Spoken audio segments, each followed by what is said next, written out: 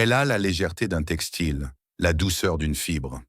Pourtant, son origine est purement minérale, née de la roche elle-même. Chaque année, plus de 8 milliards de mètres carrés de cette matière sont produits à travers le monde. Une quantité colossale, suffisante pour envelopper des millions de bâtiments dans un cocon protecteur, les isolant du bruit et du froid. Le mystère réside dans cette métamorphose. Comment des fragments de pierre, d'apparence inerte, peuvent-ils donner naissance à l'un des isolants les plus performants qui soient?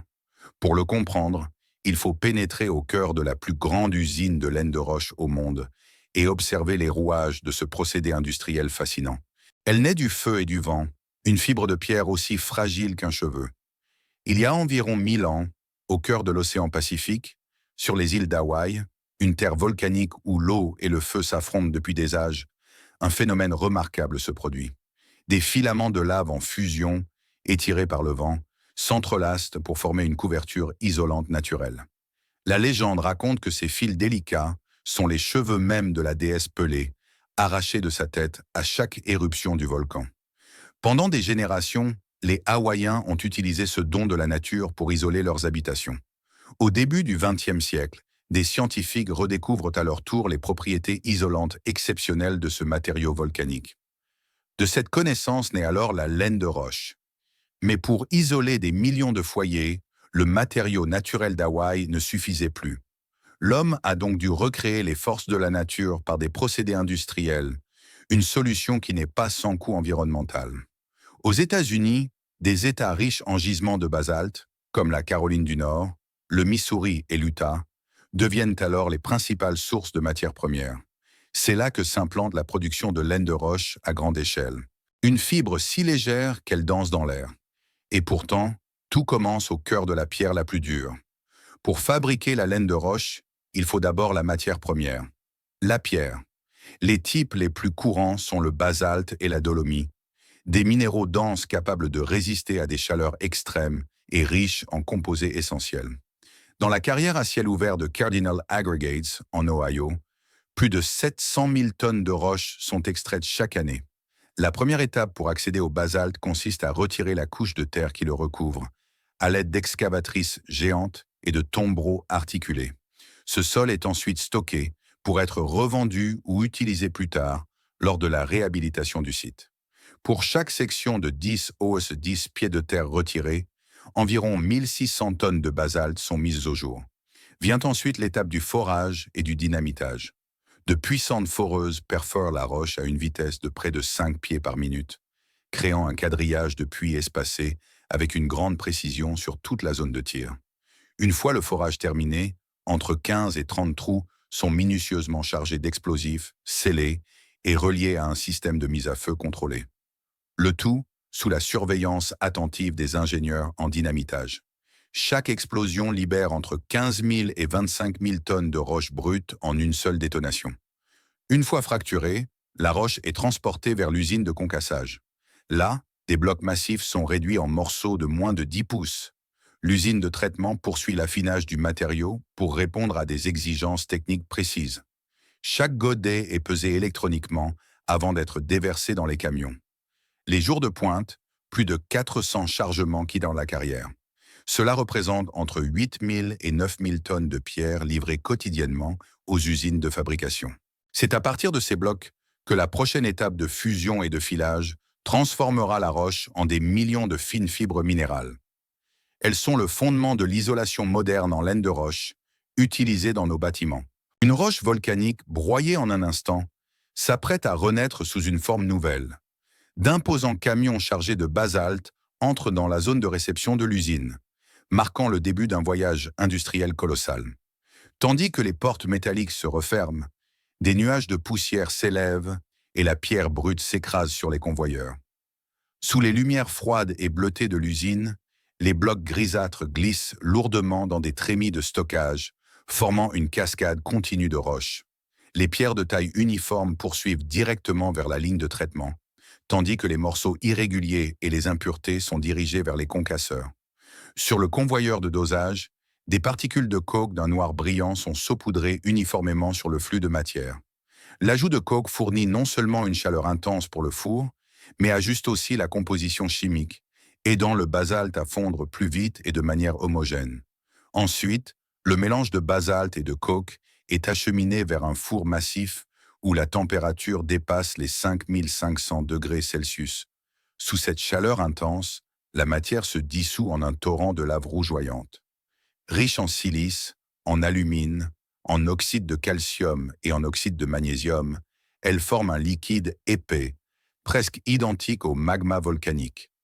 Alors que le flux en fusion se déverse, des étincelles jaillissent dans toutes les directions. Des ouvriers, vêtus de combinaisons en fibres de céramique et de masques métalliques, s'approchent pour vérifier les conditions de fonctionnement.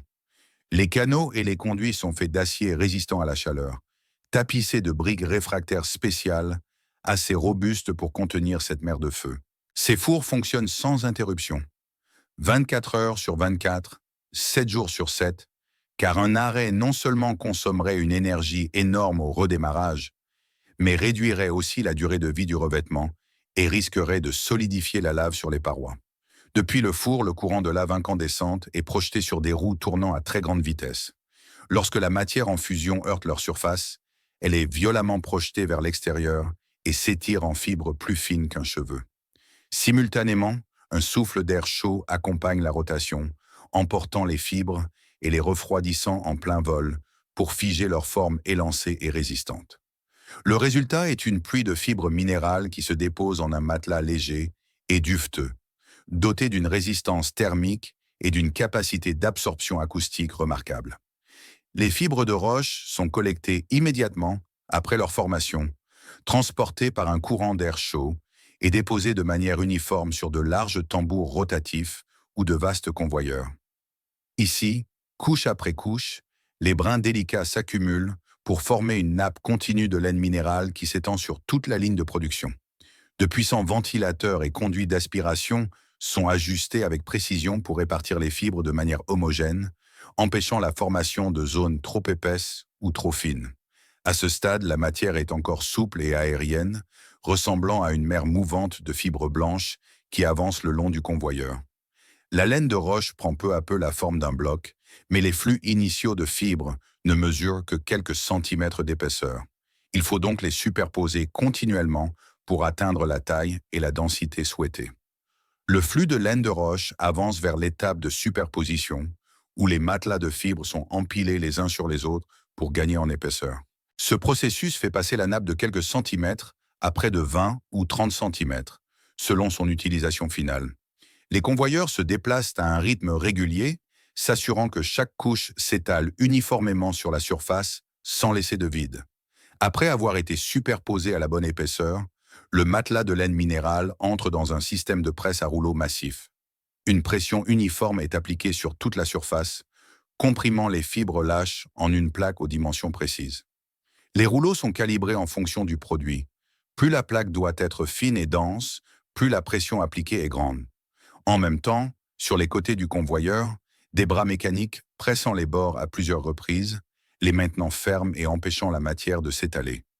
Le résultat est un bloc de laine minérale fermement compressé, d'une épaisseur uniforme d'environ 8 à 12 pouces, selon les spécifications du produit.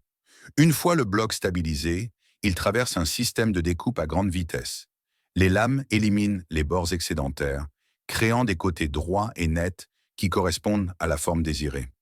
D'autres couteaux tranchent ensuite la nappe épaisse en panneaux ou en blocs individuels, chacun ayant des dimensions uniformes. Chaque coupe est suivie pour garantir que la longueur et la largeur restent constantes d'une pièce à l'autre. À la fin de cette étape, la laine minérale s'est transformée d'un matelas souple en panneau d'isolation aux formes nettes. Chaque bloc est découpé en panneaux standards, mesurant généralement 24 par 48 pouces. L'épaisseur varie de quelques pouces pour un usage résidentiel à près d'un pied pour l'isolation industrielle lourde. Les panneaux de laine de roche sont maintenant terminés, mais ils doivent passer une étape cruciale, le contrôle qualité. Une partie du processus consiste à vérifier leur dureté, où des tests de pression sont appliqués pour s'assurer que les plaques peuvent supporter des contraintes mécaniques sans perdre leur forme ou leur densité. Et comme la laine minérale est à la fois ignifuge et isolante, un test au feu est indispensable. Ici, un lance-flamme projette sur la surface des températures d'environ 1200 degrés Celsius tandis qu'une personne peut s'asseoir juste derrière, lisant un journal sans rien sentir. Une fois l'inspection terminée, les panneaux d'isolation sont soigneusement emballés dans un film plastique très résistant. Des machines automatisées scellent hermétiquement chaque bloc, le protégeant de l'humidité et des dommages durant le transport. Les paquets sont ensuite sécurisés par une couche supplémentaire de film thermorétractable, ce qui les maintient stables lorsqu'ils sont empilés. Des chariots élévateurs déplacent les lots finis sur de hautes étagères d'entrepôt où des milliers d'unités sont stockées en rangées ordonnées. Enfin, ils sont chargés sur des camions et expédiés vers les chantiers de construction, les usines et les projets à travers le pays. Sur le chantier, les panneaux d'isolation en laine minérale sont installés directement dans des cadres en bois ou en métal préparés à l'avance. Les ouvriers découpent les panneaux à la bonne taille et les pressent fermement dans les cavités en veillant à ne laisser aucun espace. Grâce à la structure entrelacée de leurs fibres, les panneaux tiennent fermement en place sans nécessiter beaucoup d'adhésifs. Cette couche cachée agit comme un bouclier protecteur, gardant les bâtiments au chaud en hiver, au frais en été et plus sûrs contre le feu. Il se brise en un instant, mais renaît plus résistant que la pierre. Le voyage de la matière commence ici, dans l'usine où les matières premières sont livrées et entreposées. Les principaux minéraux incluent le sable, la soude, le borax et la dolomie. Mais l'ingrédient crucial est le verre recyclé ou calcin, qui constitue près de 80% du mélange. Il en existe deux types, le verre plat issu de fenêtres et de pare-brise et le verre creux provenant de bouteilles et de bocaux. L'ensemble est aspiré par un puissant système pneumatique depuis les camions jusque dans des silos de stockage où une réserve de 4 à 5 jours de production est constituée. Lorsque le four réclame un nouveau lot, un système automatisé pèse avec précision chaque composant et les assemble en un mélange homogène. Le mélange s'engage ensuite sur un tapis roulant qui l'achemine vers le niveau supérieur, où il est stocké dans un silo d'alimentation adjacent au four. Cette réserve tampon contient assez de matière pour environ 8 heures de production, offrant à l'usine une précieuse marge de manœuvre en cas d'imprévu sur la ligne de préparation. Depuis le silo d'alimentation, le mélange brut plonge au cœur du processus, le four de fusion du verre. Les matières premières sont introduites par un convoyeur à vis refroidi par eau dans l'antre du four. Celui-ci combine une chauffe au gaz-oxygène à une résistance électrique d'appoint, alliant ainsi puissance et efficacité énergétique. À l'intérieur, le verre en fusion bout à environ 1400 degrés Celsius. Des flammes balayent la surface, tandis que des électrodes sont immergées sous le bain de fusion. À partir d'ici, le verre s'écoule à travers des canaux chauffés qui servent à maintenir la viscosité exacte nécessaire avant qu'il ne puisse être filé. Le verre en fusion se déverse dans une fileuse tournant à une vitesse vertigineuse, projetant des fibres ultra fines à travers des milliers d'orifices minuscules. Un flux d'air chaud est soufflé vers le bas pour étirer les fibres, tandis que de l'air comprimé aide à maîtriser leur longueur et facilite leur refroidissement. Le premier anneau de pulvérisation n'utilise que de l'eau pour abaisser la température. L'anneau suivant enrobe les fibres du liant biologique EOS, une formule exclusive, incolore et sans formaldéhyde. Les fibres de verre sont recueillies dans la chambre de formation et réparties uniformément sur un tapis roulant, créant un matelas de fibres de verre continu. Un système de distribution transversale effectue des allers-retours pour garantir une densité uniforme sur toute la surface. Fraîchement filée, la laine de verre est naturellement blanc cassé, légère et duveteuse sur le convoyeur. Un liant liquide est alors pulvérisé sur le matelas. Transparent au premier abord, il laisse le matelas immaculé. Mais après son passage dans l'étuve de séchage, le liant durcit et révèle sa couleur. Jaune, orange ou rose, selon la formule. La laine de verre est d'abord compressée sous d'imposants rouleaux, transformant le matelas souple en un bloc ferme à l'épaisseur et à la densité constante. Cette étape solidarise les fibres entre elles, ce qui rend le matériau plus facile à manipuler pour les étapes suivantes. Ensuite, le bloc compacté avance vers la ligne de découpe, où des lames acérées le tranchent en panneaux aux dimensions précises. Des capteurs et des guides veillent à ce que chaque plaque soit de taille uniforme, prête à répondre aux standards de la construction. Finalement, les panneaux sont enveloppés dans un film protecteur et hermétiquement scellés pour les préserver de l'humidité et des chocs durant le transport. Des chariots élévateurs empilent les paquets sur des palettes, qui sont ensuite chargés sur des camions, prêtes à être livrés aux entrepôts et chantiers à travers tout le pays. Aux États-Unis, l'isolant en fibre de verre rose d'Owens Corning domine largement le marché, au point qu'il est devenu leur signature visuelle. L'entreprise est même allée jusqu'à déposer la couleur rose comme marque commerciale, la rendant légalement sienne. L'un est issu de la roche volcanique, l'autre du verre en fusion. Pourtant, tous deux partagent la même mission essentielle. Nous allons explorer la fabrication de la laine de roche et de la fibre de verre, les deux matériaux isolants les plus répandus sur la planète. Chacun à sa manière, ils emprisonnent la chaleur durant l'hiver et préservent la fraîcheur pendant l'été, régulant ainsi le confort de nos foyers. Derrière leur apparente simplicité se cachent des processus de transformation fascinants au cœur du monde de la manufacture moderne.